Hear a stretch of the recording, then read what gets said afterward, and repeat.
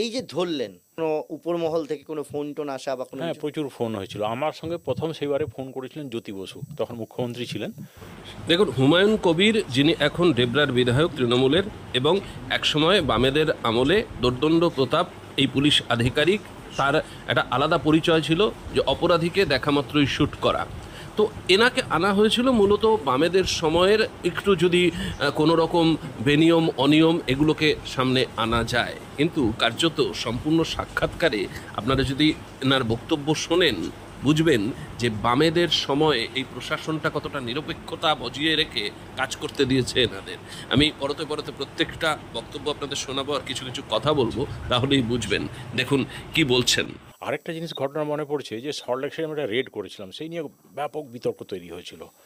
রেডটা এই জন্য বিতর্ক হয়েছিল যে ওখানে একটা স্পোর্টস মিনিস্টার, তখনকার দেন স্পোর্টস মিনিস্টার সুভাষ চক্রবর্তী মহাশয়, তিনি মারা গেছেন। তার যে অফিস চেম্বার ছিল, তার পাশের যে ডরমেন্টারি ছিল, সেখানে রেডটা করেছিলাম আর কি।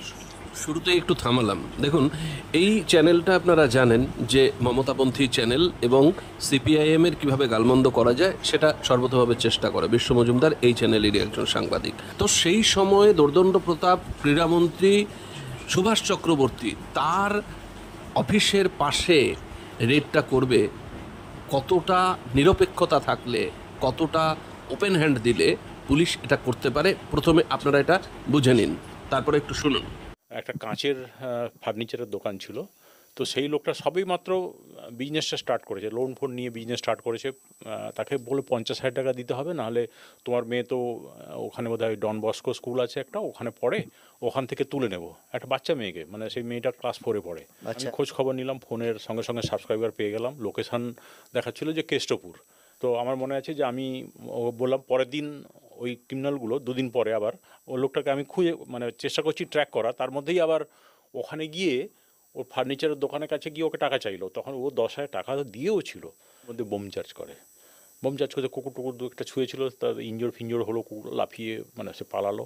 তখন আমি দেখলাম যে এই যে মোবাইল ফোন থেকে ফোনটা আসছে, সে ফোনটা বিভিন্ন জায়গা থেকে আসছে, কখনো খড়গপুর থেকে আসছে, কখনো ডায়মন্ড হারবার থেকে আসছে, লোকেশানগুলো বলছি।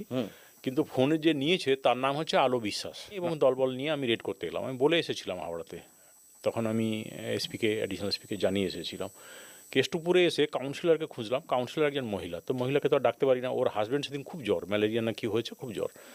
তো একটা লোককে ও দিল সঙ্গে, তাকে বললাম যে এরকম আলো বিশ্বাস কে আছে, তখন বলছে যে ওই কেষ্টপুর বাজারে একজন ভেন্ডারের মনে হয় ওই বিক্রি করে। এতক্ষণ শুনলেন এবং শুনে বুঝতে পারলেন যে এই কাউন্সিলর বলুন, পার্টি বলুন, পুলিশ বলুন, সরকার বলুন, কেউ কিন্তু কোথাও ইন্টারভেন্ট করছে না। মানে অপরাধীকে ধরার জন্য পুলিশ এসছে, তার দায়িত্ব পেয়েছে, সেটা খোলা মনে করতে দিচ্ছে, ওপেন হ্যান্ড দিয়েছে। আর এই সময় দাঁড়িয়ে কোনো অপরাধীকে ধরার আগে 5 বার অন্তত এই নেতাদের ফোন যায়। তাই মনোজিৎ মিশ্ররা, তাই অনুব্রত মণ্ডলরা, তাই শওকত মোল্লারা, আরাবুল ইসলামরা এত দৌরাত্ম্য দেখাতে পারে। এটাই হচ্ছে গিয়ে, যতই তাকে সিপিআইএমের দুর্নাম কালিমালিপ্ত করার জন্য এখানে নিয়ে আসুক না কেন, আদতে সিপিআইএমের সময়কার এই একেবারে দুর্নীতিমুক্ত প্রশাসনটাই সামনে উঠে আসছে। আরও শুনুন, পরতে পরতে মুখ্যমন্ত্রীও তাকে ফোন করেছেন কেন, এবং শেষে কি হয়েছে সেটা শুনবেন। ছিল মানে খুব আনলাইকলি যে ওরকম একটা ভেন্ডারের, মানে সবজি বিক্রি করে যে বাজারে বসে, তার বাড়িতে মানে 2001-এর কথা, বুঝতে পেরেছেন, 75,000 টাকাটা অনেকটা টাকা। যেই পড়লো তখন তো স্যার একটা বিরাট বান্ডিল পড়েছে, নিয়ে আসো, দেখুন খুলে প্রচুর টাকা। তখন তো সঙ্গে সঙ্গে গুনিনি, তখন যাই তুমি উঠে যাও, উঠে গিয়ে দরজা ভেঙে ভিতরে ঢুকে গেলাম। দিয়ে ভিতরে ঢুকে গিয়ে তখন আমরা যখন ওকে খুঁজছি, তখন ও দেখি একটা চাদর টাদর মুড়ি দিয়ে গায়ের মধ্যে ঘুমিয়ে আছে। ওর মা বলছে ও খুব শরীর খারাপ, ও সুমন্ত। হ্যাঁ, বলছে ও প্রবীণ না, ও সুমন্ত। তখন সমীরণ রায় বলছে সুমন্ত কোথায়, তো ঘুমন্ত, এই দে তো রাইফেলটা দিয়ে একটু খোঁচা দিল, খোঁচা দিয়ে ওরে বাপরে করে উঠেছে, কী হয়েছে স্যার, কী ব্যাপার, মানে সে আকাশ থেকে পড়েছে। তখন বলছে তুমি এই নাম্বারে ফোন করে ভয় দেখাবে? না স্যার, আমি না, এটা পলাশ।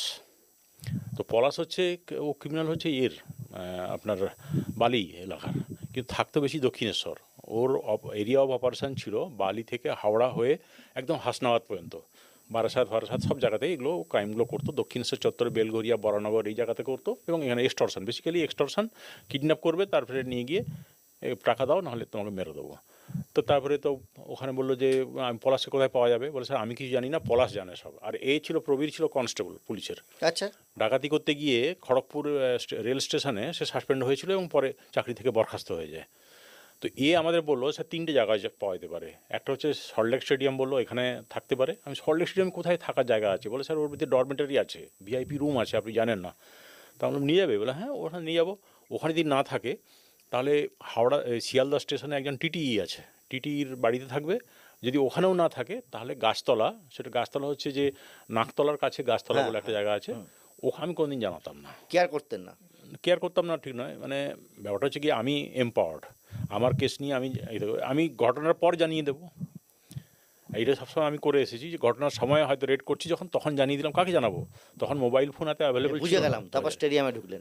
তো স্টেডিয়ামে ঢুকলাম, আর সমীরণকে বললাম যে সমীরণ তুমি বাইরে থাকো, জানলার কাছে থাকো। ভিতরে ঢুকলাম, সে খুঁজে খুঁজে দারোয়ানকে চাবি নিয়ে এসে ঘুরলাম, ভিতরে ধাক্কা দিচ্ছি, খুলছে না, কিন্তু ভেতর থেকে লক করা আছে। উপরে কাঁচের ছিল, খানিকটা ফাঁকা ছিল, ওখান দিয়ে দেখছি যে অনেকগুলো লোক শুয়ে আছে, বলে ও ভিতরে গ্যাস ফেলো, তো একটা কাঁদানে গ্যাসের সেল ফেলো।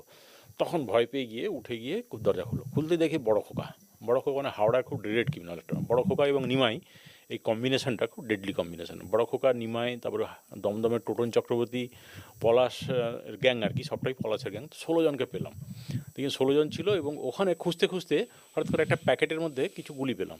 আচ্ছা, গুলি পেয়ে দেয়, তখন বলছে আরে আর্মসটা কোথায়? এবার সমীরণ তো বলছে তোমাকে তো মেরে ফেলবো আমি। তখন সমীরণ বলছে ওখানে দাঁড়িয়েছে, ভিতর থেকে চিৎকার করছে, এদিকে আমার ফোর্স অফিসার সব চিৎকার চেঁচামেচি করছে, হইচই করছে।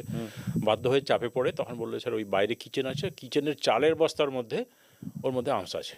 চাল ঢেলে দিয়ে 14খানা ফায়ার আর্মস পেলেন। ফায়ার আর্মস পেয়ে গেলাম, এবং তার সঙ্গে গুলি, প্রায় 95 রাউন্ড গুলি ছিল। তখন কিছু টিচার মুর্শিদাবাদ থেকে ট্রেনিং করতে এসেছিলো, প্রাইমারি বেরিয়ে এসে বলে স্যার আপনি এখানে, তার আগে আমি এসডিপিও কান্দি ছিলাম, সেজন্য আমাকে চেনে। একটা লোক খালি গায়ে হাফ প্যান্ট পরে বারমুডা পরে এলো, এসে দাঁড়িয়ে আমাকে বলছে স্যার এখানে কী ব্যাপার হচ্ছে? তাহলে ডাকাত ফাকাত আছে, ওদিকে ধরতে এসেছি। বলে বাবা, সল্টলেক স্টেডিয়ামেও ডাকাত!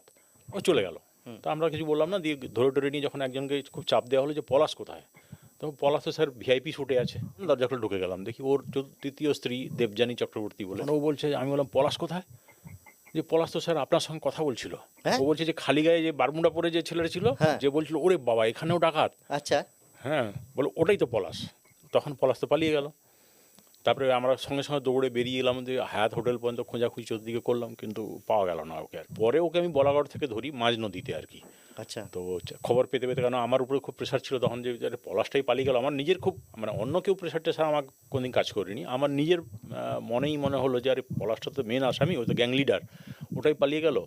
ওকে প্রায় এক মাস 1.5 মাস খানেক মধ্যে আমি ওকে ধরলাম। সেটা হচ্ছে বলাগড় থেকে চাকদা আসার যে রাস্তা আছে, ওই ফেরি সার্ভিসের মাঝখানে, একদম মাঝ গঙ্গায় ওকে ধরলাম আর কি। এই দেখুন, বাম আমলের এই দোর্দণ্ড প্রতাপ আইপিএস এর কথাতে স্পষ্ট যে বাম আমলে একেবারে ফ্রি হ্যান্ডেড কাজ করেছে, তার উপর কোনো প্রেশার ছিল না। যারা অপরাধীদের ধরতে হবে, এই সময় যেটা অপরাধীদের ধরার আগে 10টা নেতার ফোন যায়, ধরবে কিনা, ছাড়বে কিনা, কার বিরুদ্ধে কোন ধারায় মামলা দেবে, এগুলো নিয়ে সমস্ত ফোন যায়। কিন্তু এই সময় নিজের মুখে নিজে বলছে, ইনি কিন্তু একজন তৃণমূলের বিধায়ক, বলে যাবেন না। সেটা স্পষ্ট করছে যে বাম আমল কতটা স্বচ্ছ ছিল। শুনুন তারপরে কি বলছে। এই যে ধরলেন, কোনো উপর মহল থেকে কোনো ফোন টোন আসা বা কোনো হ্যাঁ, কিছু? প্রচুর ফোন হয়েছিল। আমার সঙ্গে প্রথম সেইবারে ফোন করেছিলেন জ্যোতি বসু, তখন মুখ্যমন্ত্রী ছিলেন।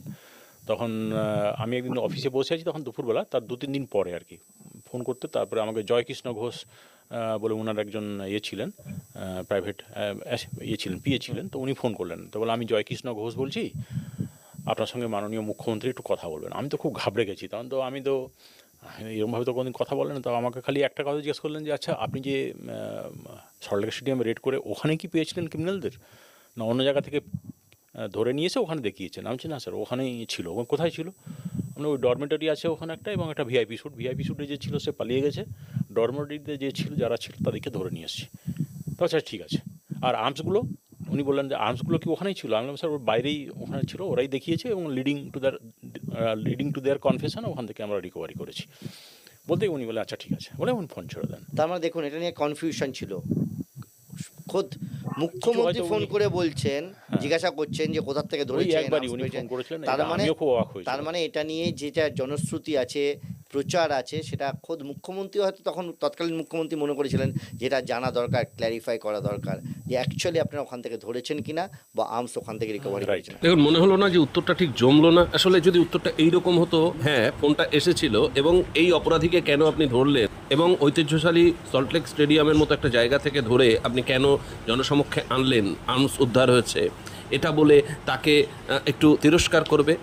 অথচ মুখ্যমন্ত্রী জ্যোতি বসু তখন এই ঘটনা জেনে সেখানে পুরো একেবারে সংস্কার করেছিলেন, সেখান থেকে আরও অপরাধীরা আছেন কিনা সেটা নিশ্চিত করেছিলেন এবং তৎকালীন ক্রীড়ামন্ত্রী সুভাষ চক্রবর্তীকে অর্ডার দিয়েছিলেন যাতে এই রকম ঘটনা আর কোনো সময় না ঘটে, যে এইরকম বিনা পরিচয়ে কাউকে ওখানে থাকতে দেওয়া।